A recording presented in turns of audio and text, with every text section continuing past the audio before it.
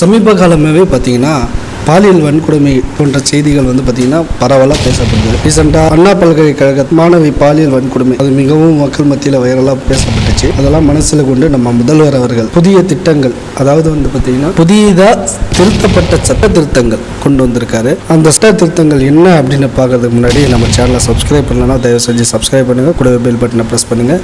வாங்க வீடியோக்குள்ளே போவோம்.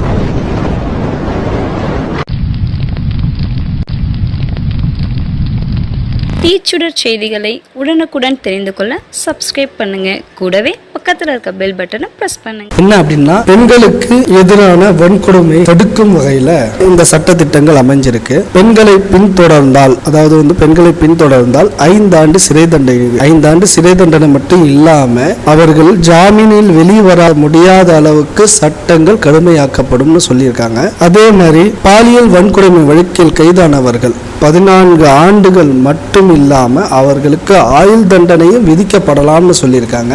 மீண்டும் பாலியல் வன்கொடுமையில், அதாவது ஏற்கனவே பாலியல் வன்கொடுமை கைதாயிருந்து திரும்பவும் கைதாகிறாங்க அப்படின்னா அவங்களுக்கு ஆயுள் தண்டனை மட்டும் இல்லாமல் அவர்களுக்கு மரண தண்டனையும் விதிக்கப்படும் என இந்த சட்ட திருத்தத்தில் கூறியிருக்காங்க. அது மட்டும் இல்லாம ஆசிட் வீச்சு போன்ற குற்ற சம்பவங்களில் ஈடுபட்ட 10 ஆண்டுகள் அல்லது ஆயுள் தண்டனை விதிக்கப்படலாம் எனவும் மசோதாவில் தெரிவிச்சிருக்காங்க. பெண்களுக்கு எதிரான நடக்கும் பாலியல் குற்றங்களை மன்னிக்க முடியாது எனவும் குற்றங்கள் கடுமையாக்கப்பட வேண்டும் என்றும் அதற்காகவே இந்த சட்ட திருத்தம் கொண்டு வரப்படுகிறது எனவும் முதல்வர் மு.க. ஸ்டாலின் அவர்கள் விளக்கம் தெரிவிச்சிருக்காங்க. இந்த 2025 பெண்களுக்கு எதிரான வன்கொடுமைக்கு இது சரியான தீர்வா அமைஞ்சிருக்கு அப்படின்னு சொல்லலாம்.